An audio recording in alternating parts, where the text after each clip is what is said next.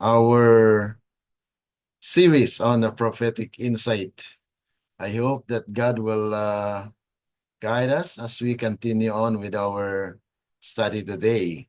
Okay, our lesson for today is a part two of the seven seals. What, when will this prophecy be fulfilled? Okay, yon po yung ating sentro ng ating pag-aaral ngayon. Una sa lahat, atin pong wini-welcome yung ating mga kaibigan, mga kapatid na sumusubaybay po sa ating FB Live. At tayo po ay nagpapasalamat sa Panginoon na tayo po ay binigyan ng pagkakataon upang ipagpatuloy po mga kapatid ang ating pag-aaral po dito sa ating prophetic insights on the book of Revelation. Na kung saan ay atin pong naumpisan kahapon ang part 1 po ng ating pag-aaral dito sa Seven Seals. Now, for our prayer thought mga kapatid ay atin pong basahin dito sa Great Controversy, page 482, paragraph 3. Sabi po rito, those who in the judgment are accounted worthy will have a part in the resurrection of the just. Jesus said, they which shall be accounted worthy to obtain that world and the resurrection from the dead are equal unto the angels and are the children of God, being the children of the resurrection. Luke 20:35 to 36. And again, he declares that they that have done good shall come forth unto the resurrection of life. John 5:29. The righteous dead will not be raised until after the judgment at which they are accounted worthy of the resurrection of life. Hence, they will not be present in person at the tribunal when their records are examined and their cases decided. So it's very clear that in this passage, we are informed that even though those who have died were not present in the tribunal case investigation, yet their name will be examined because they have the records in heaven. So it says there that even though they are not present in person at a tribunal, their records will be open. So that is very clear that the book with the seven seal records all those names that will be investigated. So our study for today will tackle and will examine more of this information as we continue on with our study. Welcome to our viewers, and may God bless you as we continue on studying God's words. Okay, let us pray. Our dear and kind lovely Father, once again, oh God, we would like to thank you for this privilege that we will be hearing your words. May your Holy Spirit will guide us, oh God, that as we study your words, may it be that it will be a seed of righteousness that will grow in our lives, that there will be change in our lives, oh God, and our faith will grow stronger as we continue on. Thank you so much, oh God, for the investigation that is going on in heaven, that we are informed that even though they are not present there, they will be investigated because their records were written in the book of life. Thank you so much, oh God. And as we continue on with our study today, amin pong inanyayahan ang inyong banal na Espiritu na siyang mangusap sa bawat isa sa amin, Panginoon, upang amin pong lubos maunawaan ang mga nakasulat po sa inyong banal na kasulatan. Amin pong sinasampalatayanan na mangyari po ang inyong kalooban, hindi ang sa amin. Ito po ay aming dalangin dahil lamang po sa matamis na pangalan ng aming Panginoong Jesus. Amen. Okay, So dito po tayo mga kapatid sa ating pagpapatuloy po ng ating pag-aaral dito sa prophetic insight on the seven seals. Okay, the same as yesterday, our study will focus on the seven seals, reveal the unfolding of God's providences throughout history.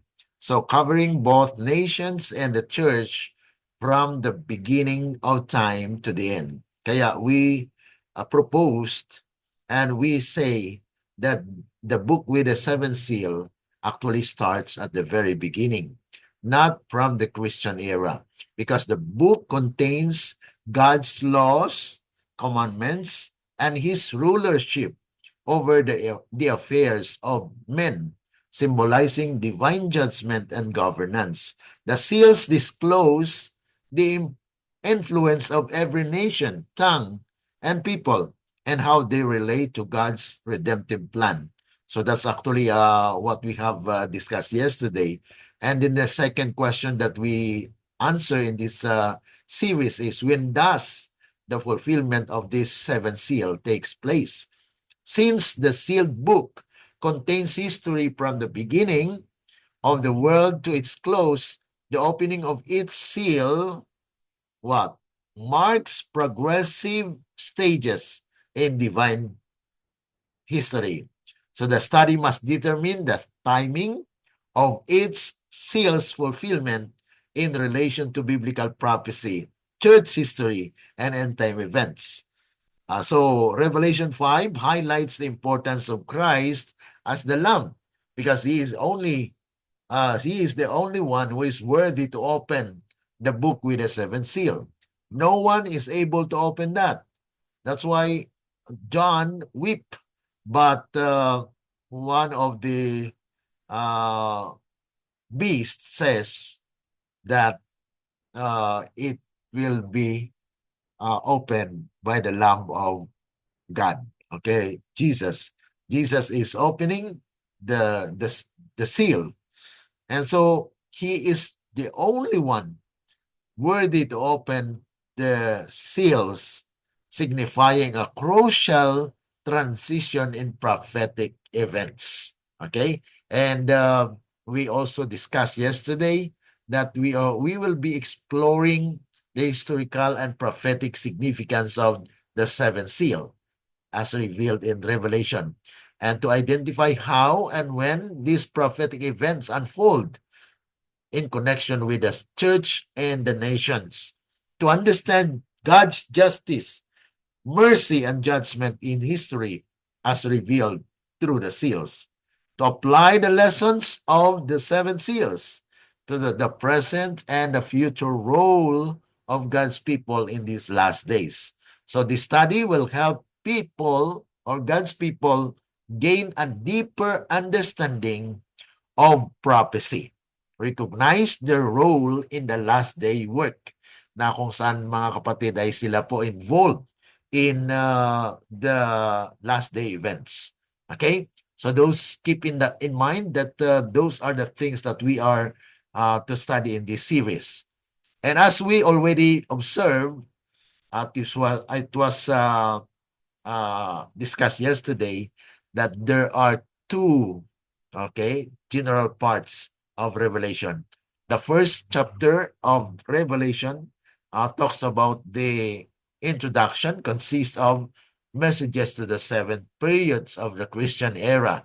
And chapter 4 to 22 is actually the events of the seven seals, na kung saan ay ito po ay it can comprises all the history in the world. And then Revelation chapter 4, the seven seals begin with the sanctuary scene, then the opening of the seal. So we have already discussed that yesterday. So that is a sort of a review for our continuation today. Okay? Now, what are the seals? Ano po itong mga seals? That is the first to be answered in our series. And when do they begin? At kailan po sila nagumpisa o mag-uumpisa? The clue is on knowing what the book in the right hand of the Father is. Malalaman lamang natin mga kapatid kung ano ito at kung kailan mangyayari ito, kung alam natin kung ano po ba yung aklat na yon na hawak ng Ama na nakaupo po doon sa trono. So, because when Jesus opened its seal section of the book, a group of events are shown. So, pag nabuksan po yung silyo na ito, may mga events na kung saan ay pinapakita po doon as description of what it is and what will it be and when it will be happen. So what is this book? So because it's the only book that Jesus as the Lamb of God is able to open, then we can say that it is the book of life. Okay? Book of life, where the 7 generations are recorded in 7 chapters or seals. So, we actually mentioned 7 chapters.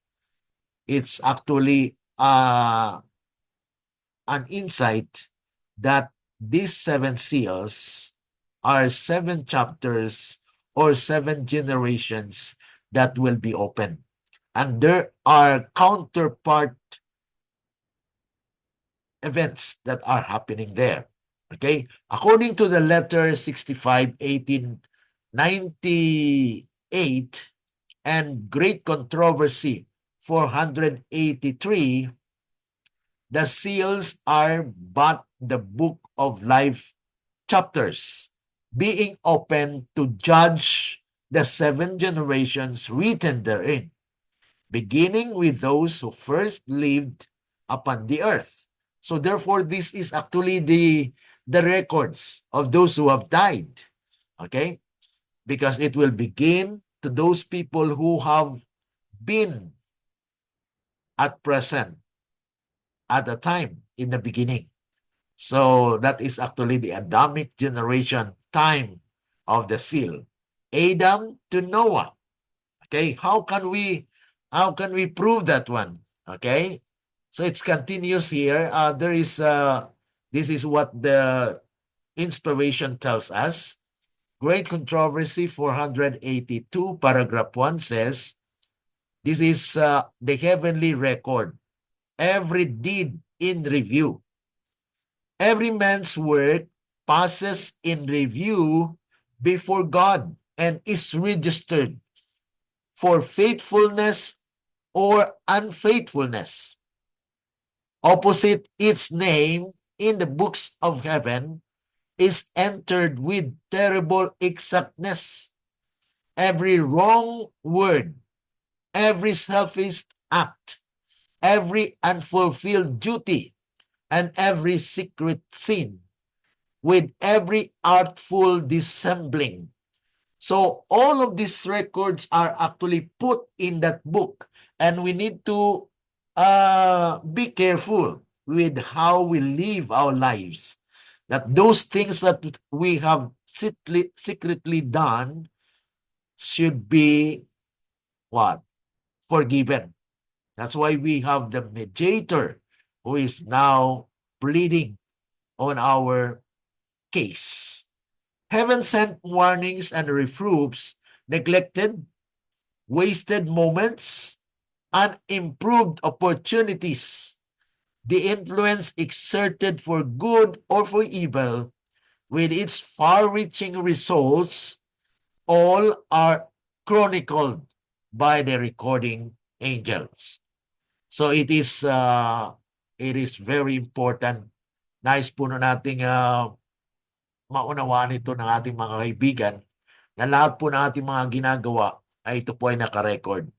Kaya nga po, all our actions, even our plans, even our duties that are not being fulfilled will be what? Will be investigated. And so if we have not done rightfully, then we are accounted for. So we are to answer during the judgment. So the records will show what is our lives and how it will be declared. It says here also in Christ Object Lesson 294, thus the Jewish leaders made their choice. Their decision was registered in the book which John saw in the hand of him that sat upon the throne, the book which no man could open. In all its vindictiveness, this decision will appear before them in the day when this book is unsealed by the Lion of the tribe of Judah. Notice that at the time, it was actually the Jewish leaders that their choices had been written in the book. So there are records. So before 31 AD, there is already a record. So it does not fit to say that the seven seals started in 31 AD, because according to this inspiration, even the Jewish leaders, their names or their choices, their decisions, their actions had been written in that book. And so it will be actually unsealed. At yun po ay hatulan. Okay? Sabi pa po rito, the theory that the seven seals begins with the early Christian church and that a book of the seven seals is the books of Daniel and Revelation tend to hide the sanctuary and Sabbath truth, the third angel's message. Also, proof that those who started the theory did not understand what the seals are. So yung mga taong nagsasabi po na ang seven seal ay nagumpisa po sa Christian era ay hindi po lubos na nakaunawa po ng kung ano ang silyo. How can the investigative judgment start with the names of those who lived after 31 AD? Oh. So what are the things that they will be that the records tells about? Because if the records only tells about the Christians in 31 AD, then how about before that? So it actually disqualifies and it tells us that it is wrong. Okay? Understanding or interpretation. So it says here, how can the investigative judgment? Paano na ang investigative judgment ay mag-umpisa sa mga pangalan ng mga taong namuhay noong 31 AD? Kaya iiwanan mo or parang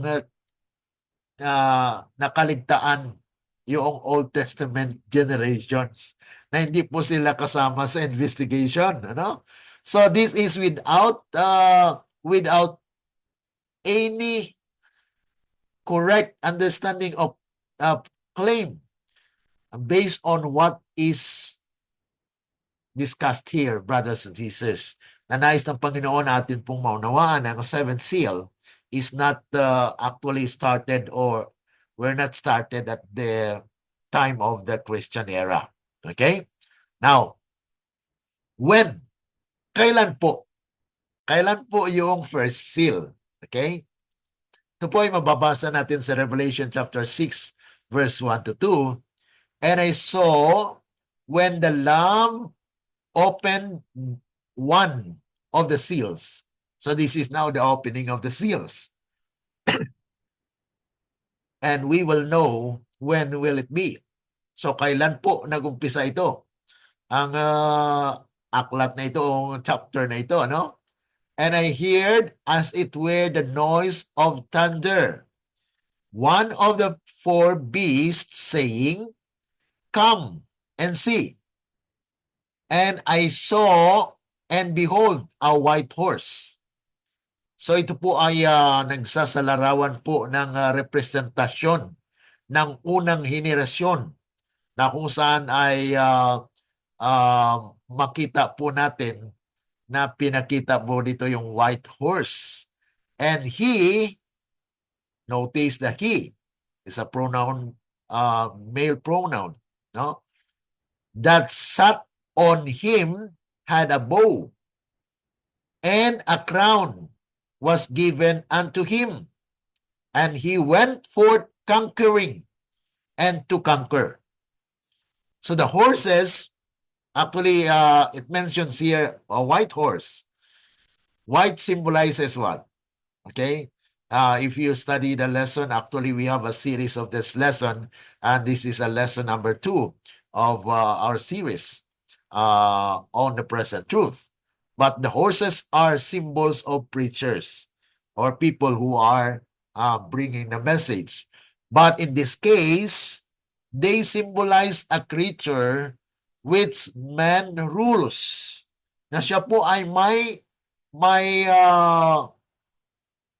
pamumuno na kung saan ay he will rule over all because he has actually the first that will rule in this world.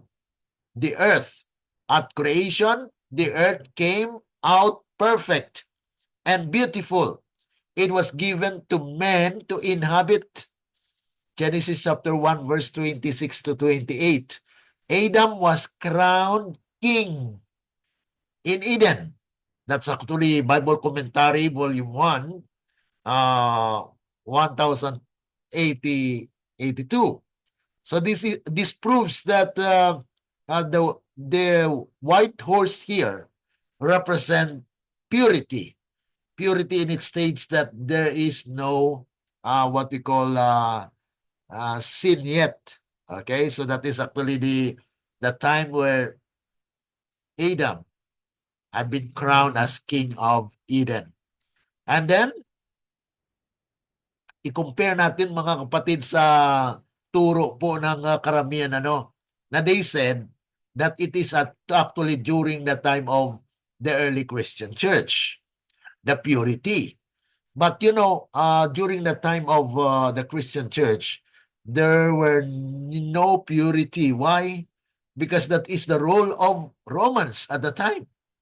Even the time of Jesus Christ, he was under the rulership of the Roman Empire.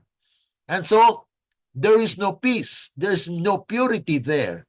But if you go back to the history where there is a perfect peace and perfect creation, that is actually during the time when Adam and Eve was created. And they have been given the power. They are having the dominion over all creatures. And bow and arrows, what does it represent? According to Psalms 127, paragraph 4, and then Genesis chapter 3, verse 20, and Genesis 1, 26, 28, the instrument he should use to conquer the earth was his wife. There is a symbol. You see the symbol of fertility. That is a bow, okay? And the arrow is actually the children. So, Eve to bear children, arrows to conquer, to fill and control the earth. That's actually the symbol there. That it represents Adam holding and having his wife to give birth to sons, and they will pursue and habitate the earth. So that's actually the first that was shown to John, that there is a white horse, and he sat on with a bow, and a crown was given unto him. So he has the authority. He has the authority. And if it is applied to the Christian church, who could it be? What is the arrow? What is the bow? So you cannot apply that one. So it means that the first seal, as it was shown there, that there was an event, that there is a man or there is a white horse, purity. Horse actually are symbols of people or a person, a man that rules and will inhabit the earth. That's actually the start where the first seal were opened or was opened. Adam's children are on this earth now numbered over 6 billion or more. The first generation to pass under the investigation of judgment of the dead was Adamic. So una pong binuksan dahil yung book with the seven seal contains the history. And the first chapter, the first seal, is actually regarding the history of Adam up to the time of Noah. Okay, so you can just imagine how many people will be there written in that chapter, in that seal. So the first generation to pass under the investigation or investigative judgment of the dead was Adamic. So bubuksan pong record nila Adam. At yung mga namatay, sino po ang nasulat doon sa aklat na yan? Yan po ang kanilang usisain. And then, it will be what? Pronounced that their name will be what? Will remain in the book of life. So this is the time of the first seal, where Adam, up to the time of Noah, will actually have to pass the judgment. Not present, but the records bear witness to what they did during they are on earth. Okay? That they are still living. So their records bear the content. Ano po ang nilalaman doon sa kanilang mga ginagawa. Okay? So that's actually the first seal. So this is actually the picture of what had been shown to John, that John was actually led by one of the elder. Okay, it says here that there was actually it says in the record here that there was a thunder and I saw white. Okay, so one of the four beasts. So one of the four beasts, actually the one that leads John to see the events that are actually happening at that point of time. So yun po ay mga clue in order for us to identify who was that and what will it be and when it will happen. Yan po ang mga makikita natin dito mga kapatid sa unang silyo. Na kung saan ay mayroon pong puting kabayo at mayroon pong nakasakay. Okay? At mayroon po siyang corona, mayroon po siyang bow. Ang bow po representing his wife that will bear children, the arrow that will conquer the world to inhabit the earth, mga kapatid. Yun po yung makita po natin dito sa aking PowerPoint, sa ating illustration, that John had shown the events that are in that seal. When a seal was opened, one of the four beasts lead John to see an event. And he saw a white horse with a bow. And the man who sit on that horse has the bow and arrow and to conquer the earth. So that is actually the representation of Adam. Adam in the purity of the creation, and Eve as one of the source where people inhabit the earth. So that is actually conquering. Okay? It means that they will inhabit the earth. So that's actually how we see as a prophetic insight in this study. And the second seal. Ano po yung second seal, mga kapatid? Revelation chapter 6, verse 3 to 4. And when he had opened the second seal, I heard the second beast. Tandaan po natin, mga kapatid, na yung unang beast ay nag-led kay John, ano? Alam natin, mga kapatid, na yung unang beast na yon ay representing the beast with the lion. Ang ulo niya po ay lion.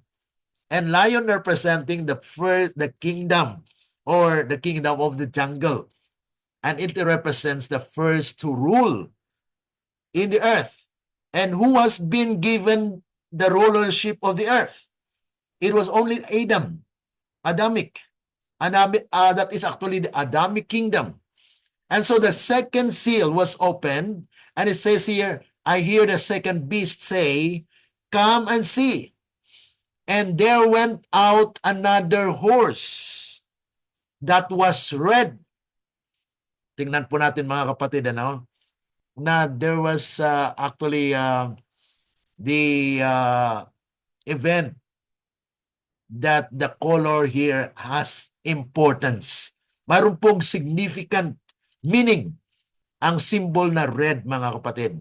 And power was given to him that sat thereon to take peace from the earth. So ibig sabihin, mga kapatid, yung may nakaupo doon sa pulang kabayo.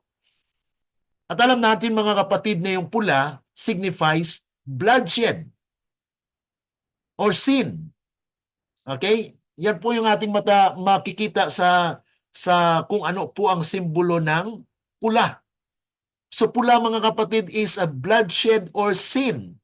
And he has a power to take peace from earth.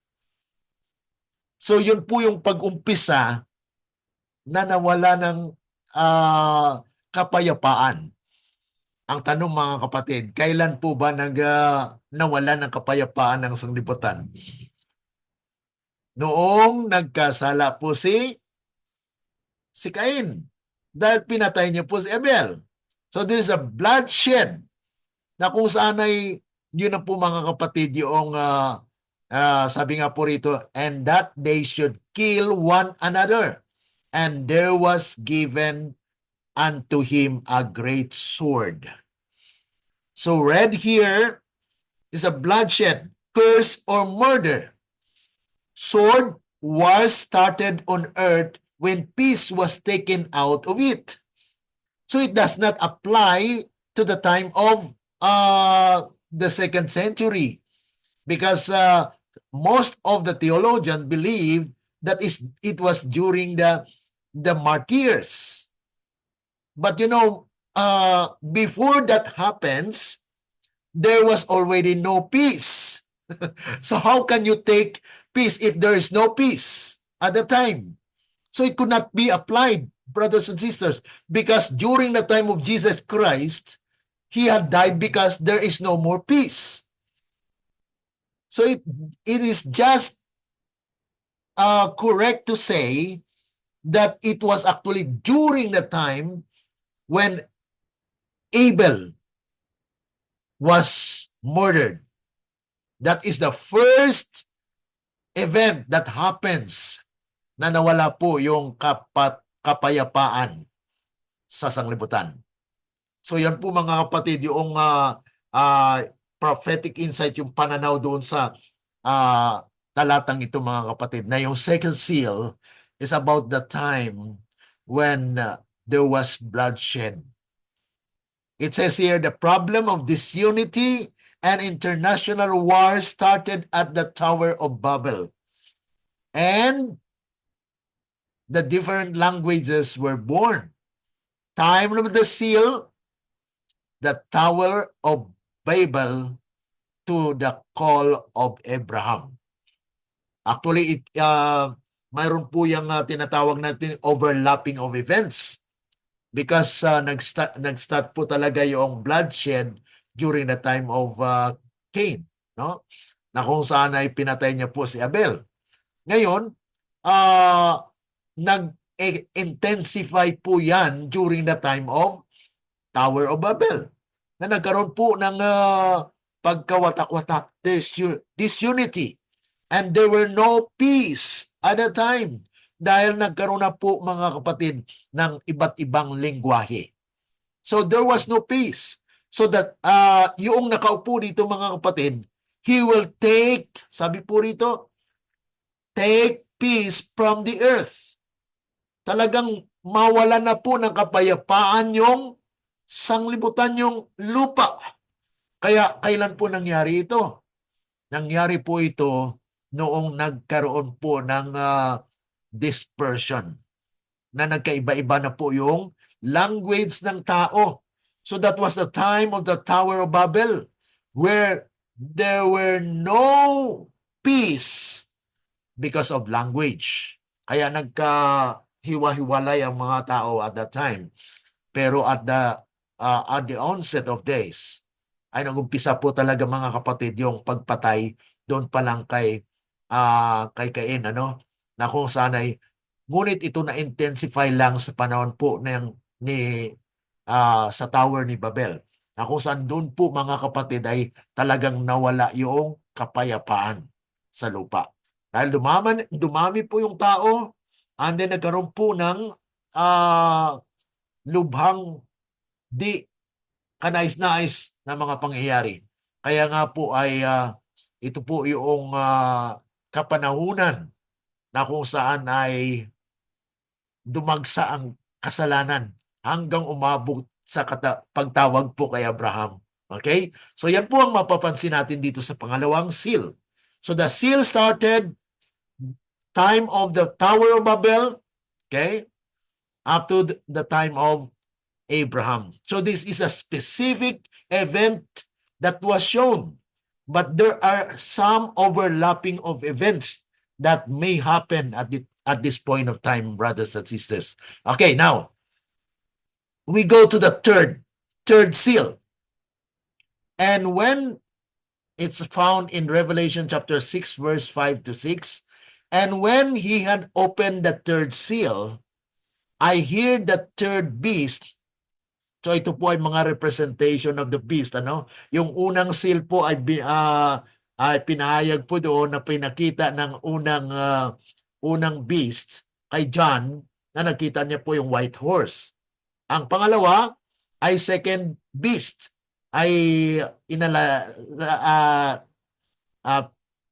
kanyang na-lead si John patungo doon sa event na pinapakita na nakita po yung pulang kabayo na may nakasakay na he will take peace on earth and he will kill and disperse, and this is the time where they had been dispersed o nagkaroon po ng pagkawatak-watak dahil sa language. Okay? Kaya sabi po rito, the third seal, and I heard the third beast say, come and see. And behold, and lo, a black horse, and he that sat on him had a pair of balances in his hand. And I heard a voice in the midst of the four beasts say, a measure of wheat for a penny, and 3 measures of barley for a penny. And see, thou hurt not the oil and the wine. What this is deep symbolization in a prophecy, brothers and sisters. It was revealed here that there's a measure of wheat. Ano po ba yung wheat? Ano pong representation ito? Okay, tingnan po muna natin yung black horse. What is black horse? The color black denotes spiritual darkness and idolatry. And we know that during the time of Abraham, it was the heights of idolatry. That's why Abraham was being called mga kapatid. Kaya, yung pananampalataya, because Abraham here was considered the father of faith. And that is the main ingredients in a salvation of men. Because without faith, you cannot please God. So it is a representation of wheat. Okay? We also studied that one in Ezekiel chapter 4, where the grain of wheat was represented as the faith. So in this generation, men started worshiping idols. Only Abraham was in favor with God. So dito po mga kapatid ay nagpapahayag lamang na sa kapanahunan po ni Abraham ay nandun na po mga kapatid yung idolatry. The darkness, yung itim, no? Black denotes spiritual darkness and idolatry.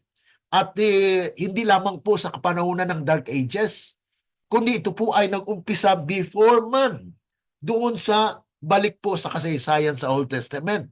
So it started with Abraham, mga kapatid, na siya lamang yung nakatayo na may pananampalataya. Ngunit karamihan, mga kapatid, majority of people are doing wickedness, idolatry.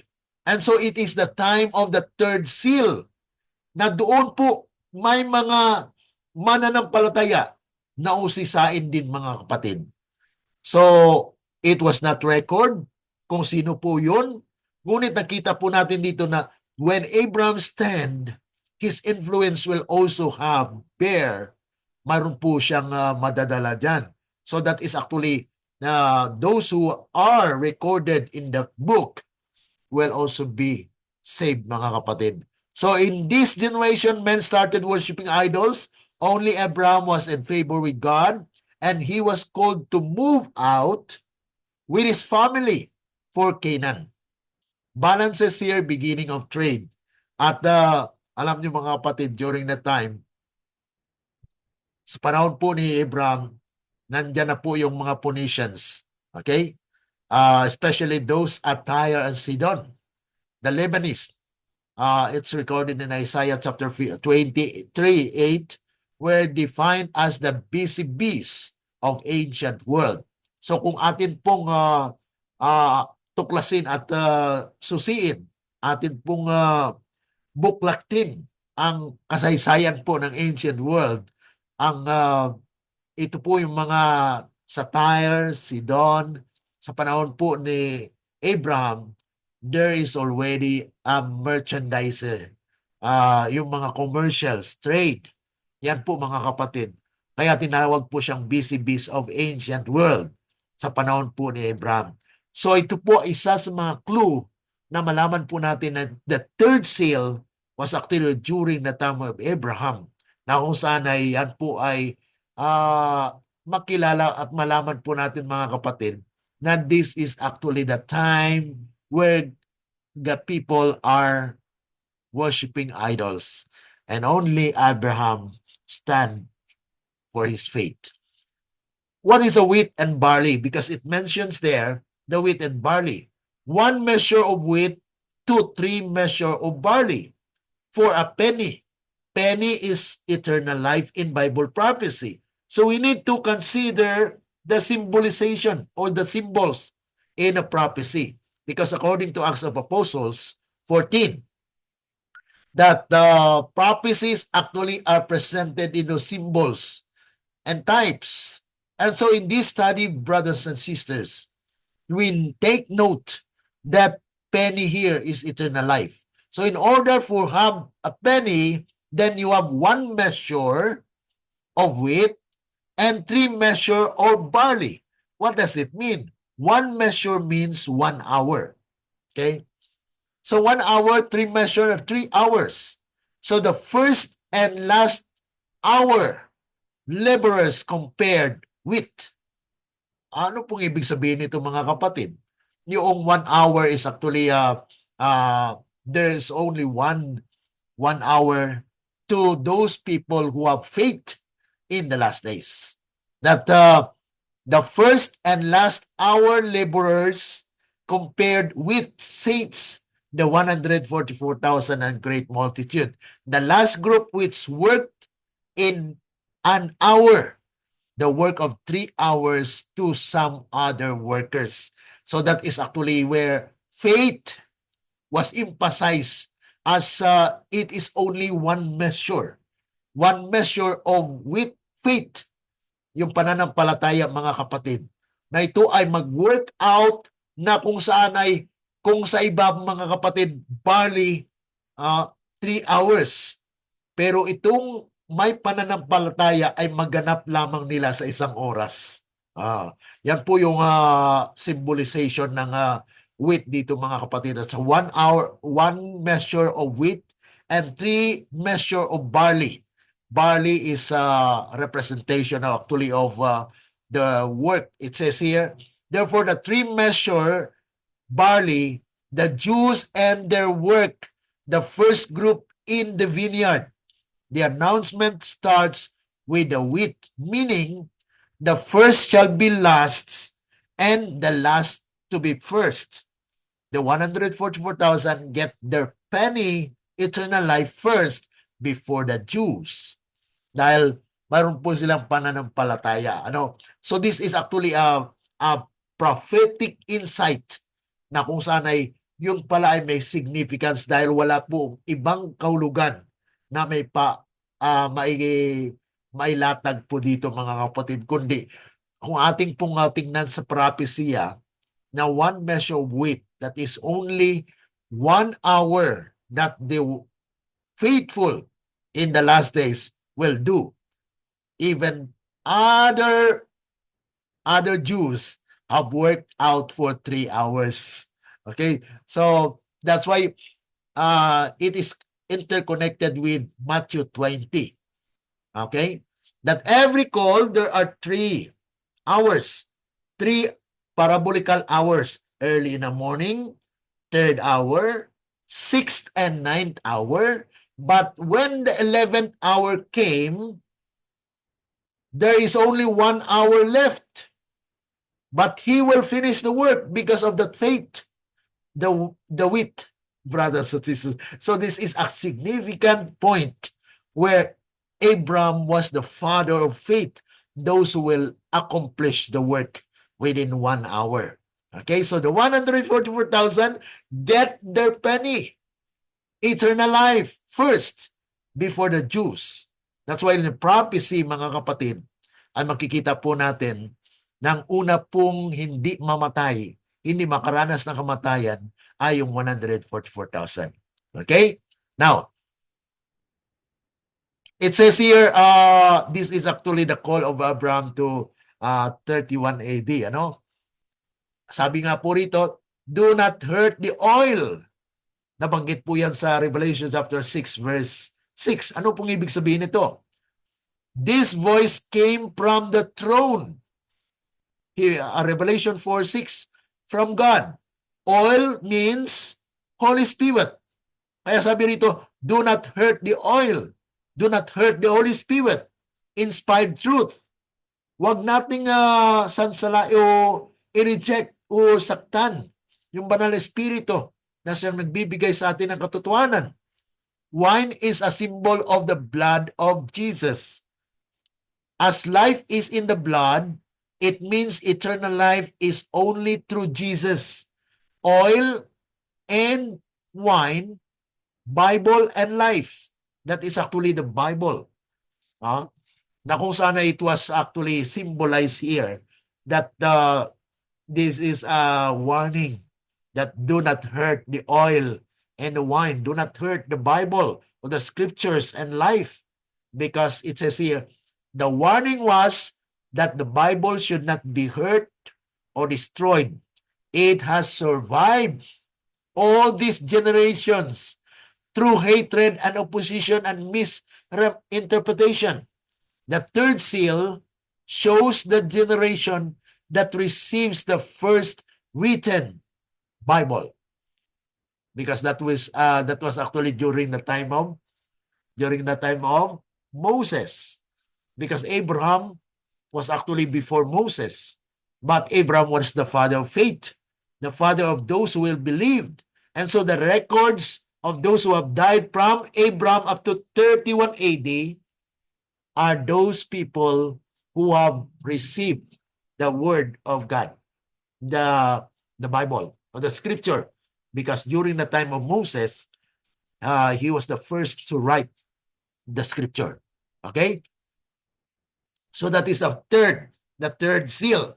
So from Abraham up to the time of Jesus Christ, 31 AD.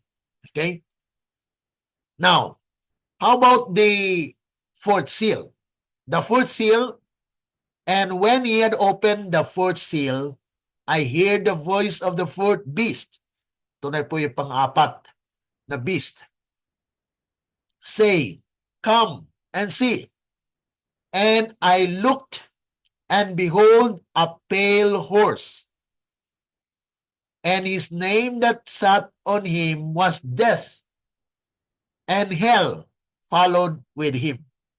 And power was given unto them over the fourth part of the earth, to kill with sword, and with hunger, and with death, and with the beasts of the earth. Ito na po mga kapatid yung kung atin pong mabalikan ang kasaysayan. During the time of Jesus Christ, yes, he was crucified 31, doon po nag-umpisa po talaga yung kapanahunan na kung saan ay ito yung pale, yung kapangyarihan ng beast, na kung saan ay ito po ay pinahayag din sa Daniel. Okay? Daniel ang nondescript beast. The pale and nondescript color similar to the nondescript beast of Daniel chapter 7 to 8. The pagan and papal Rome. Rider here is actually a persecuting power. Kaya may mga martyrs. Ito na po mga kapatid yung talagang kapanahunan na kung saan ay he brought hell and death among those believers. Na kung saan ay yung kaninang nakita po natin doon sa ikalawang silyo na pulang kabayo, ay yun po yung yung time na nawala po yung kapayapaan sa lupa. Okay? So after Adam, nagkaroon po ng kapayapaan during that time dahil they are actually pure. They are symbolizing white, purity.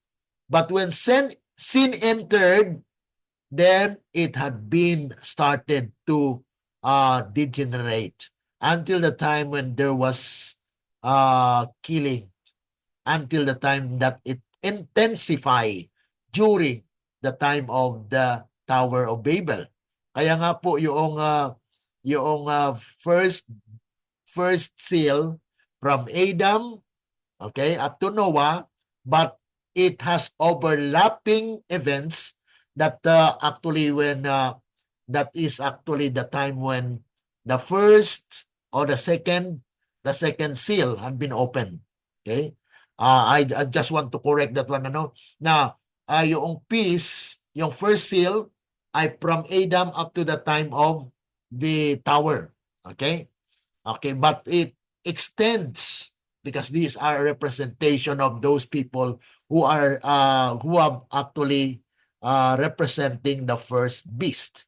Okay, so there must be no misunderstanding here that the first beast that has a pick or head as lion representing from Adam to the time of Moses. But the first seal actually is from the time of Adam up to the time of Tower of Babel. Na yun po yung period of time. And then from the time of Tower of Babel up to Abraham. Okay? That is the third seal. Okay? Yung third seal mga kapatid from Abraham up to the time of 31. Okay? Na kung saan ay ito na po yung fourth seal, 31 from, okay, ito po yung fourth seal dito mga kapatid is during the time of 31 AD up to 1530. Well, it says here, the pale and nondescript color, similar to the nondescript beast of Revelation or Daniel chapter 7, verses 7 to 8. Pagan and papal Rome, rider, death, a persecuting power. So ito na po yung pag-persecute during the Dark Ages. So kasama po ito mga kapatid sa mga martyrs. Nandun na po yung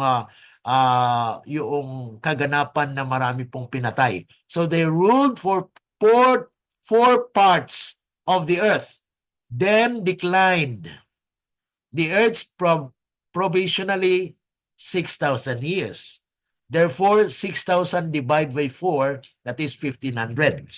Okay? So, 31st AD, Jesus martyred plus 1,500s. Yan po ang pagtotal actually ng mga reckoning o the time period of those events that happened in the fourth seal.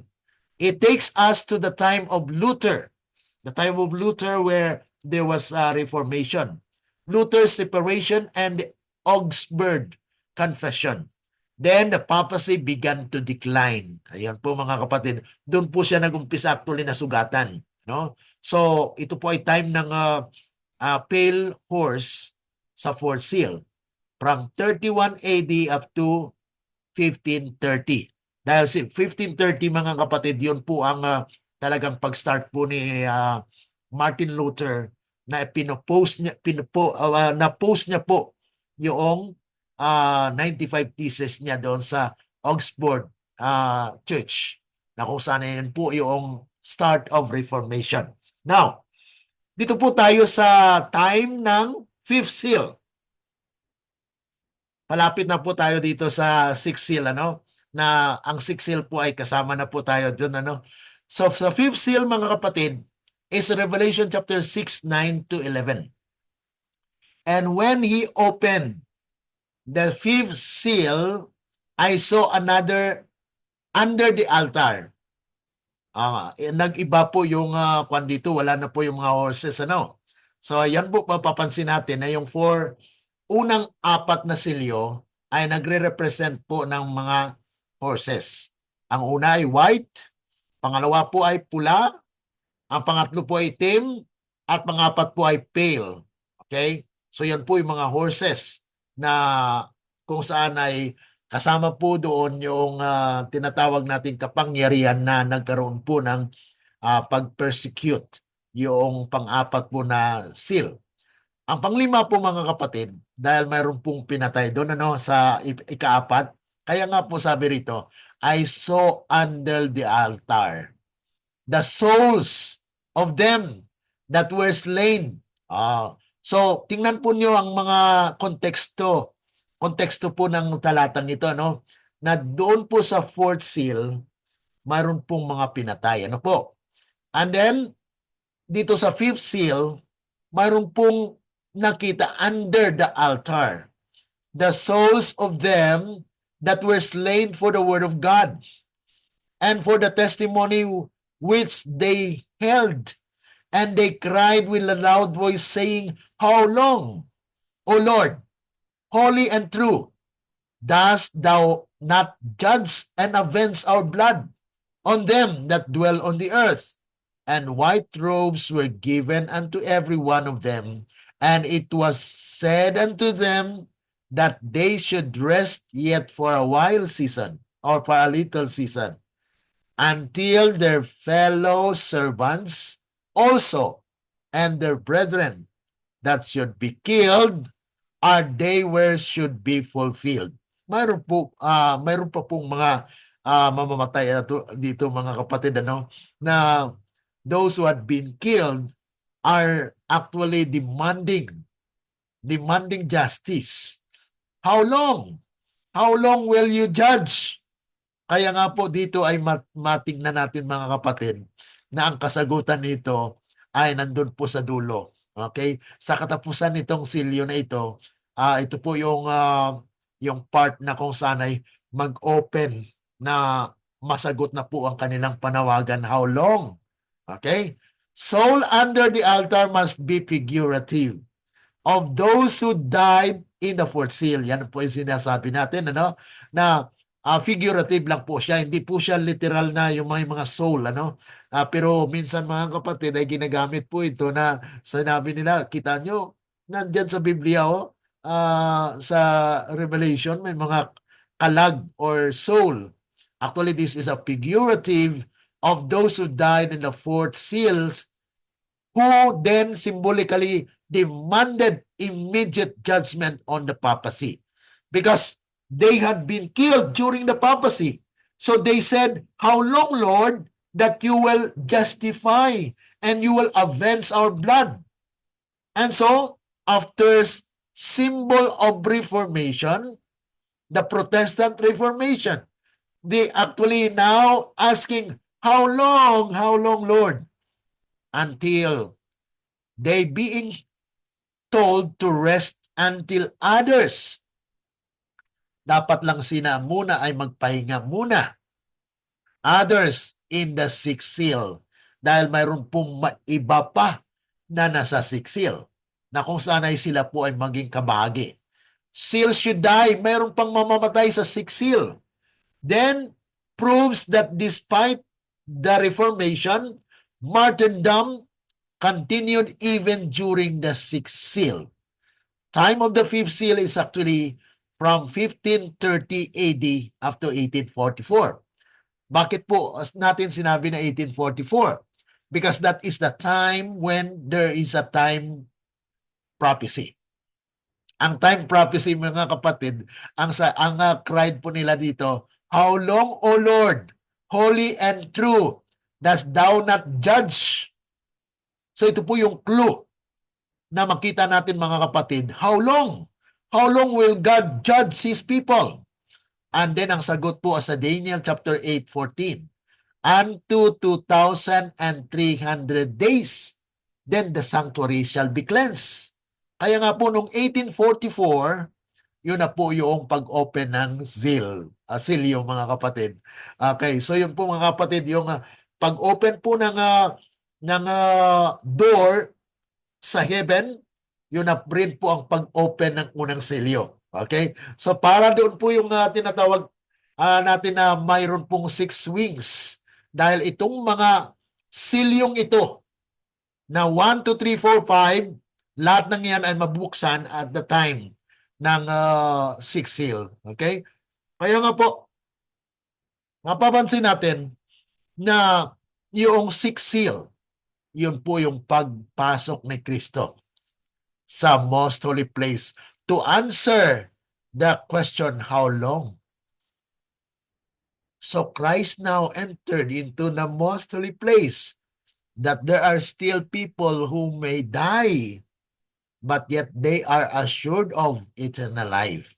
So sabi po rito sa 6th seal, chapter 6 verse 12 to 17, and beheld when he had opened the 6th seal, and lo, there was a great earthquake, and the sun became black as sackcloth of hair, and the moon became as blood, and the stars of heaven fell unto the earth, even as a fig tree casteth their untimely figs, when she is shaken of a mighty wind, and the heaven departed as a scroll when it is rolled together, and every mountain and island were moved out of their places, and the kings of the earth, and the great men, and the rich men, and the chief captains,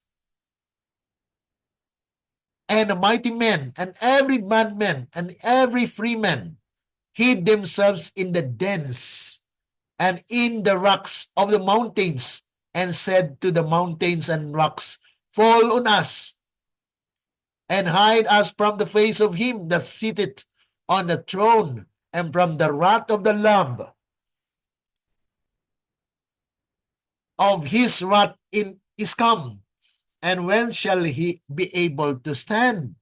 So ito po mga kapatid, yung isang kalagayan na kung sana'y napapansin natin na parang sabi po ng karamihan dito, ito po yung second coming. But it is actually a symbol of that event that will happen in these last days. That during that time, they are actually in 1844, they are waiting for the soon coming of Christ. So that is the time where they are expecting that the 144,000 will be sealed. But it's not yet given, Hindi pa po nangyari na wala pa pong mensahe na ibinigay at the time. And I hear the number of them which were sealed, and they were sealed 140 and 4,000 of all the tribes of the children of Israel. Ito na po yung chapter 7. Na kung saan ay may mga event pa po dito natin pong madiscuss in our series of study. Kaya dito po mga kapatid sa sixth seal, ito na po mga kapatid ay may mahabang period of events that will be happening. Natin pong matalakay mga kapatid. Atin pong balikan yung unang seal. Ito ay from Adam up to the time of the Tower of Babel. Okay? At yun po mga kapatid na nagkaroon po ng disunity, nagkaroon po ng unpeaceful kasi ang pulang kabayo mga kapatid, ito na po mga kapatid ang nag-take ng peace on earth, na He will take the peace on earth mga kapatid. So this is actually the time of the red horse, na there are murders at disunity. And then sa panahon po ng black horse po during the time when Abraham was called, because during that time he is the only person who is faithful to the Lord, dahil the whole earth are actually in idolatry. Kaya nga po black siya, no? And then mayroon po siyang timbangan signifying the trade and commercialism, the Phoenicians, at yun po ay mula kay Abraham hanggang sa panahon po ni Christ yan, 331 AD. And then yung pale horse from 31 AD up to 1530. Na ito na po mga kapatid, yung 1530 ay may nakita naman, ito po yung fifth seal. Pinakita po kay John yung altar. Under the altar, there are souls who are crying, how long? How long will God will judge? And so the answer is when this seal opened, okay, in 1844, that Christ entered into the most holy place, mga kapatid. Kaya dito po ang sa kasagutan sa mga tanong ng mga souls that they are actually demanding just and justice. Kaya nga po, 1844 was actually the transition that those who have died before and after that, because there will be a sixth seal. During the sixth seal, there will be people who will be persecuted. And so, at this time, the sixth seal, mga kapatid, yan na po yung time na kasama na po yung pag-silyo ng bayan ng Diyos. Yung chapter 7. Kaya dito po ay medyo mapatagal po tayo dito sa ating pag-aaral dito sa bukas po ay ating dagdagan po ito, na kung saan itong sixth seal, ito na po kapanahunan natin sa ngayon. Ngunit balikan po natin na yung seal sa sixth, mga kapatid, ay may mga kwan po yun, may mga palatandaan na yung sa fifth seal. The seal in which we live in as the living, to whom these truths are revealed, is the longest. Kasi tayo po ang pinaka-longest yan, 1844, At may mga palatandaan po ng, sabi nga po, signs of the times, na yun po ay ginagamit as signs of the second coming of Christ. But they don't recognize that it is actually the sign of the coming of Christ into the heavenly sanctuary. That Christ will enter into the heavenly sanctuary. And so that is actually the signs, yung mga events dito mga kapatid, these are universal symbols, were signs of the times. Lisbon earthquake, November 1, 1758, 5, Great Controversy of 304, eclipse of the sun, May 19 and 20, 1790. Mabasa natin yan sa Great Controversy, 306. And then falling of stars, November 13, 1833. So these are actually events that reveals the nearness of Christ's coming. The coming of Christ into the sanctuary. Not the second coming yet. Ano? So through, though they were signs of the second coming, bagamat siya po ay mga palatandaan ng pangalawang pagdating ni Kristo, ngunit they are actual signs of the start of the investigative judgment. Dahil darating po si Kristo sa judgment. Yun po yung mga kapatid ang suddenly come into the temple na He will judge His people. If so, then the same symbols should have a second application. Kaya yung binasa natin mga kapatid na fall on us, that is actually the first application of those who were not ready in the judgment. But it will also have the second application when Jesus comes in the clouds of glory. Okay, so yun po mga kapatid yung ating makita dito as makaulang pananaw, ano? Na there is a first application for that for those who are not ready for the judgment. Because they will say, oh, fall on us. But it is not actually really the true interpretation or application of that, because there will be a second application where it will come in when Jesus comes in the clouds of glory. Okay? Dahil sa chapter 7 po mga kapatid, mayroon pang i-gather ang first fruit, the 144,000. So there are still events that are coming up before the second coming of Christ. Okay? So itong mga events na ito na pinahayag dito mga kapatid, yung mga signs of the times, the earthquake points forward to the shaking and slaughter of Ezekiel 9, eclipse of the sun, judgment of the living, the great and dreadful day of the Lord, Malachi chapter 3, 1-3, and then Joel chapter 2. And then falling of stars, the shaking and separation in a church, when many a star that we have admired for its brilliancy will then go out into darkness. Mayroon po mga significance na events na yun, mga kapatid. Yun po ay mga figures of what will happen to the spiritual Israelites, mga kapatid. Na mayroon pong judgment for the living, dreadful day of the Lord, there will be eclipse, talagang bahiran po ng madilim dahil takpan po nila ang mata ng tao. So there will be actually a eclipse of the sun among those people whom nais ng kaaway, mga kapatid, na sila po ay mailigaw. So that these are actually the events that may happen to the spiritual children of God. Chaff like a cloud will be borne away on the wind, even from places where we see only floors of rich wheat. In this time, the gold will be separated from the dross in the church. Kaya may mga kapatid dito nagpapahayag na mayroon pong judgment, purification in the church.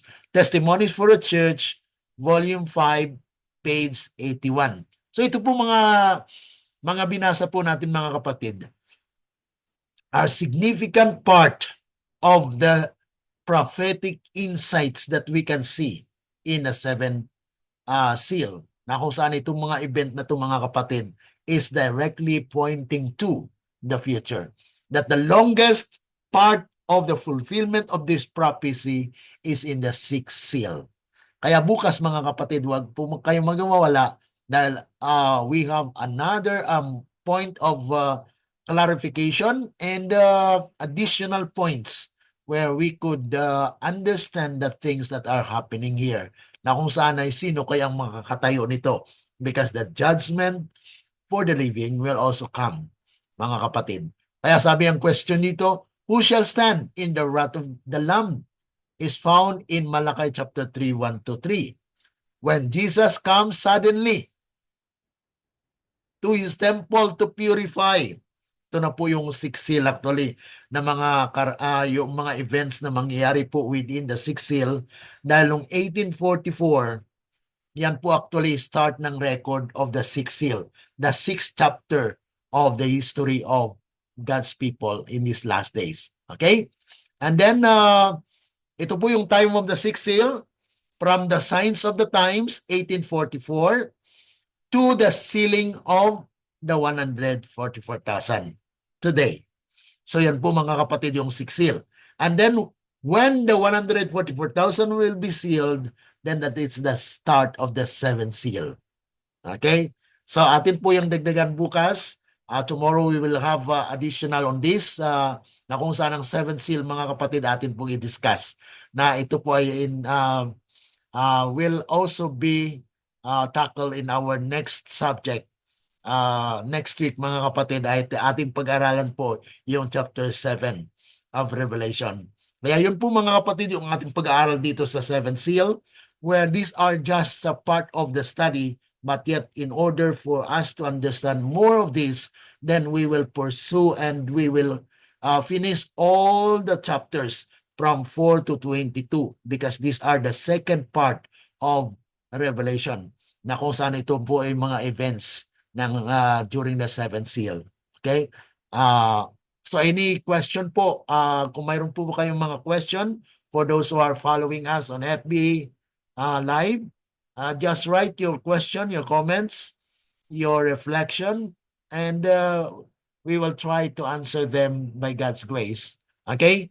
So kung wala na po mga kapatid, we will seek the Lord in prayer. Let us pray. Our dear and kind lovely Father, once again, oh God, at this moment, we'd like to thank you for giving us this opportunity to study more and to understand the things that are in the prophecy. Help us, oh God, that all these things will be understood. Tulungan niyo po kami, Panginoon, na maunawaan po itong mga bagay nito, na itong mga napag-aralan po namin ay mga malalalim na mga salita po ninyo na nawa sa tulong po ng Banal na Espiritu ay amin pong lubos maunawaan. Tulungan po lamang ang bawat isa na magkaroon po ng pagkaunawa at bukas na puso na kayo po ang siyang mangusap sa bawat isa na maunawaan ito. Salamat Panginoon at mangyari ang inyong kalooban, hindi po ang sa amin. Patawarin po kami sa aming mga pagkukulang pagkakasala.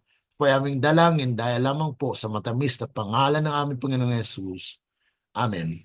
Let the words of our mouth and the meditations of our hearts be acceptable unto the sight, O Lord, our strength and our Redeemer.